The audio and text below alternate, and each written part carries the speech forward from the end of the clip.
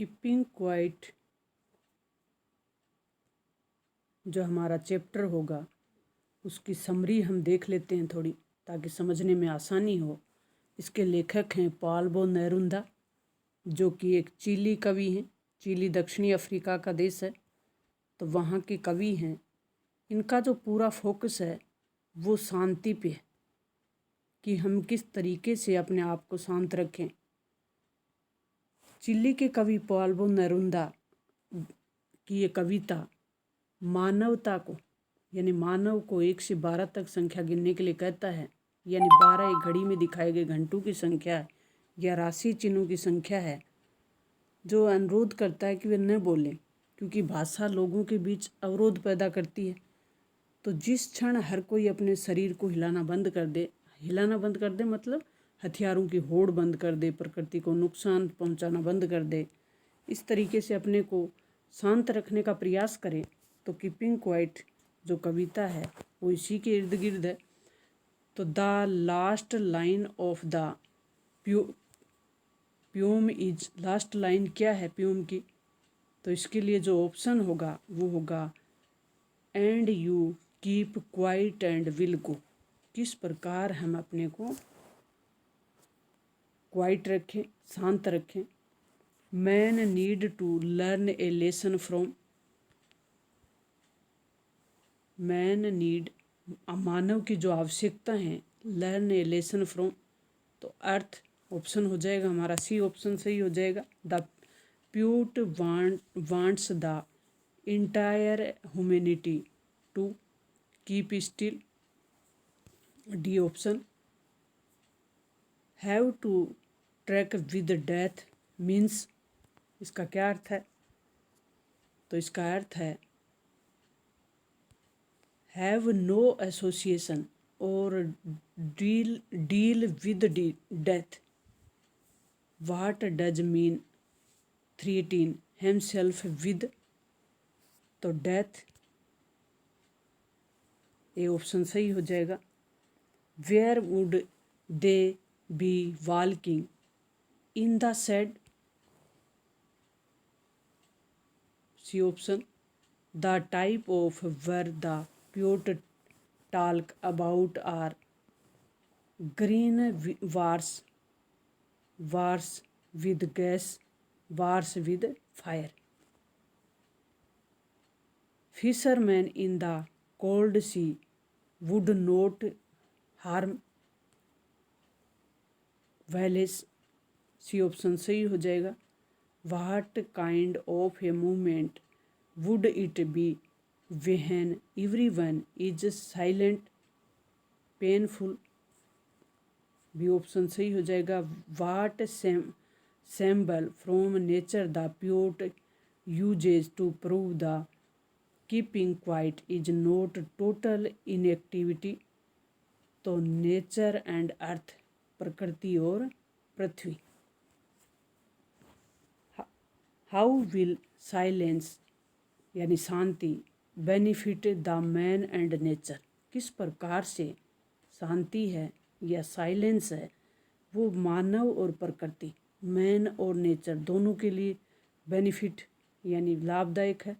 तो man will stop hurting nature and both will heal themselves, D option सही हो जाएगा हमारा। नेक्स्ट जो प्रश्न है, wheel gathering salt, what will happen to the man if the keep silent for a moment,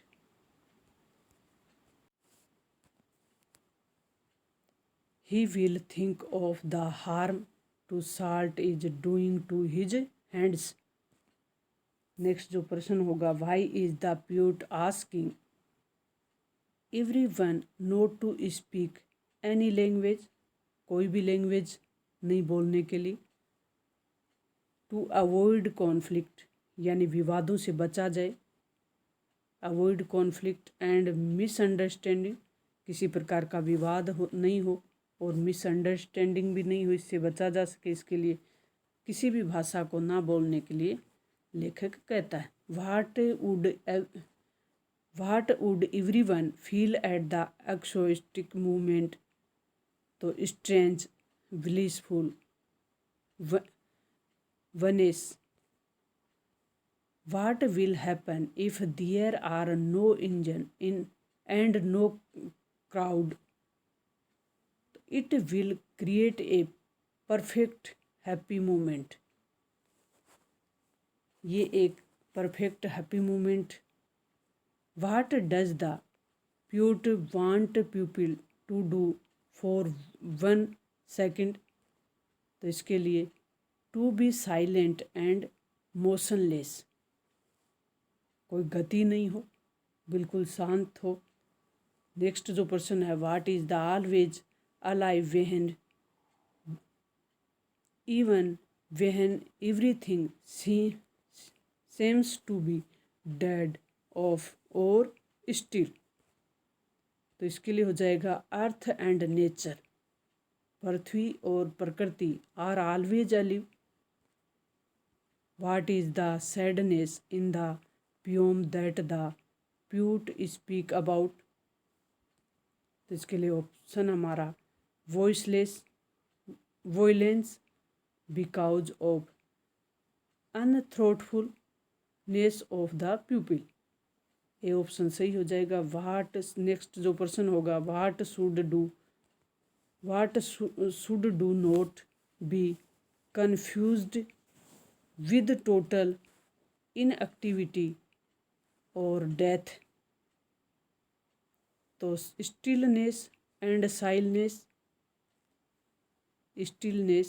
silence, not move your arm, what does his expression refer to? हम अपनी बाहों को ना घुमाएं, इसका sitting still without any movement, यानी कोई भी मूवमेंट नहीं हो, कोई गति नहीं हो।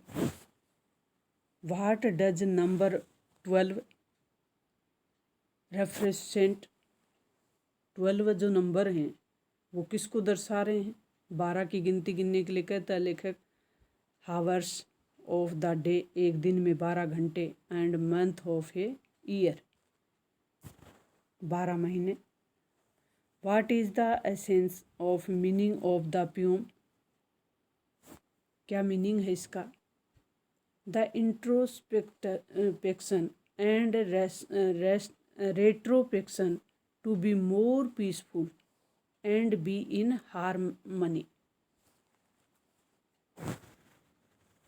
ये ऑप्शन हमारा सही हो गया। What does the style of the poem symbolic that the poet used to write with? तो डिजायर एंड होप, इस प्रकार की आशा और उम्मीद लेखक को है। What does the title of the poem suggest? ये जो कविता है इसका टाइटल आप क्या सजेस्ट कर सकते हैं? तो मेंटेनेंस ऑफ साइलेंस, शांति किस प्रकार बनाई रखी जा सके। तो डी ऑप्शन हमारा सही हो जाएगा, maintenance and silence. What are the different kind of wars mentioned in the poem? किस प्रकार से किया गया है? वार अगेंस्ट ह्यूमैनिटी, युद्ध है वो मानवता के खिलाफ है। वार अगेंस्ट नेचर, प्रकृति के भी खिलाफ है। War with gases and fire, इससे गैस निकलती हैं, अग्नि निकलती है। तो all of these, D option हमारा सही हो जाएगा। Which image in the poem so that the poet condemn और हेट वॉयलेंस? तो इसके लिए हमारा डी ऑप्शन सही हो जाएगा। इसके लिए भी सब सही हो जाएंगे। Fisherman not harming village, wars halving behind, no survivor to celebrate, poets refusal to deal with death, all of these. What does hurt hand refer to? किस प्रकार से रेफर किया गया है? What does hurt hand refer to? तो इसके लिए जो ग्रोविंग इंसेंटिविटी है of man to pain, what is the poet expectation from fisherman. Fisherman को किस प्रकार से दिखाया है लेखक ने। To go deeper into the sea के रूप में। नेक्स्ट जो हमारा प्रश्न है वो है in the poem the poet request us to count up do. क्या गिनने के लिए रिक्वेस्ट की गई है? 12, 12 तक की गिनती गिनने के लिए रिक्वेस्ट की गई है। तो 12, 12 को कहते हैं इंग्लिश में 12। In death there is, death है वो क्या है? पीस है। We should not move our arm for 1 second. हमें 1 सेकेंड के लिए भी अपनी भुजा हैं वो नहीं घुमानी चाहिए। तो 1 सेकेंड आंसर हो जाएगा A option. What must come to a halt. तो इसके लिए हम देख लेते हैं engines, machines, factories.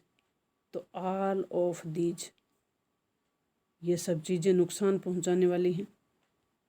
The moment of stillness will be a fascinating according to the poet. What are the thing that make noise. जो लेखक है, कवि है, उसके अनुसार शोर करने वाला कौन है? शोर को बनाने या बढ़ाने वाला मशीन है। डी ऑप्शन हमारा सही हो जाएगा, machines. Constant does not do us any good. तो मूविंग, किस कोई गति नहीं हो। मूविंग यानी कोई गति नहीं हो। The world outside is full of, जो वर्ल्ड है, संसार है, outside of full of life और एक्टिविटीज, बोथ ए और बी। सी ऑप्शन हमारा सही हो जाएगा। The earth can teach us to remain when everything seems to be death. Cheerful, C option हमारा सही हो जाएगा। In which language does the poet ask us to speak. Not any, C option. यानी जो लेखक है, कवि है, वो किसी प्रकार की लैंग्वेज यानी भाषा को बोलने से मना करता है, क्योंकि वो कॉन्फ्लिक्ट पैदा करती हैं, यानी विवाद पैदा करती हैं, मिसअंडरस्टैंडिंग पैदा करती हैं। इसलिए किसी प्रकार की भाषा का उपयोग नहीं करना चाहिए, कोई भी भाषा नहीं बोलनी चाहिए। Man can not understand, man can not understand them's live with threatened with death. A option हमारा सही हो जाएगा। A thing of beauty. Next जो हमारा चैप्टर होगा वो होगा a thing of beauty. Next जो हमारा चैप्टर होगा वो थिंक ऑफ ब्यूटी होगा। तो मिलते हैं हम नेक्स्ट वीडियो में। तब तक आप ज़्यादा से ज़्यादा लाइक, शेयर, सब्सक्राइब करें, बेल आइकन दबा लें, ताकि अगला जो नेक्स्ट वीडियो है वो तुरंत आप तक पहुंच जाए। मेरी शुभकामना आपके साथ है। परीक्षा में अच्छा से अच्छा लिख के आएँ। थैंक्स।